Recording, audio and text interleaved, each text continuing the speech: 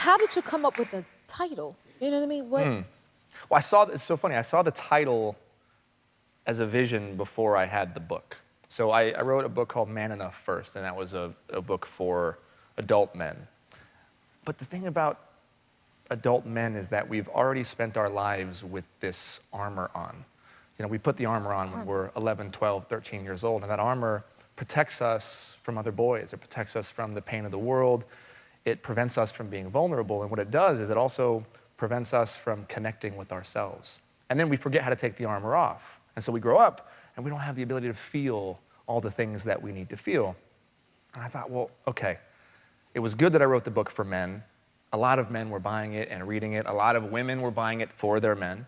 But I wanted to reach men before they became men.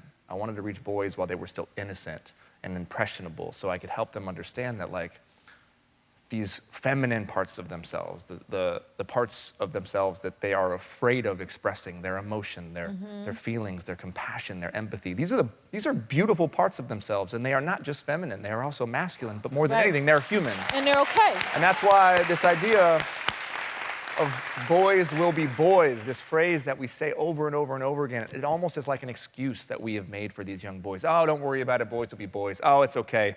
We're like these testosterone-filled tornadoes, if you will. But in reality, we are so much more than that. And when we say boys will be boys, I think we are vastly underestimating the capacity of our young men, and that they can grow into be beautiful, empathetic, sensitive, nurturing human beings. Right, and feel. And feel. Be able to feel. Yes. That's something I noticed. Like, it's okay to be and feel how you feel, you know? But it's hard for them because what's the worst thing that you can be called when you're a young boy? A girl. It's the worst thing that a young boy can be called is a girl. So by showing human emotions, by showing feelings, by crying when you're sad, or by showing vulnerability or sharing something with another boy that you're struggling with, you get made fun of, you get teased, you get called a girl, and yet we're supposed to grow up and be in relationship with girls and like girls if we choose, if we're heterosexual in that way. Yeah. No, we have to learn how to love those parts of ourselves so that then we can appreciate them in the opposite sex. You gotta speak. Oh my God. This is so interesting. Oh my God, I love your nails. Do you like my nails? I love your nails. My daughter... You see, we keeping these nails, ladies. I told you. My daughter Maya is gonna like freak out when she sees those nails. I love She's in that phase. Okay, I love this. So in your book, you talk about the personal story about faking puberty. What does that mean? Faking puberty? Yeah. Okay. In what way? Yeah, that's a super embarrassing story. But again, so what happens to young boys, and I'm sure it happens to girls, is that you start to have this competition in terms of like, okay, are you late? Are you early? When is puberty hitting?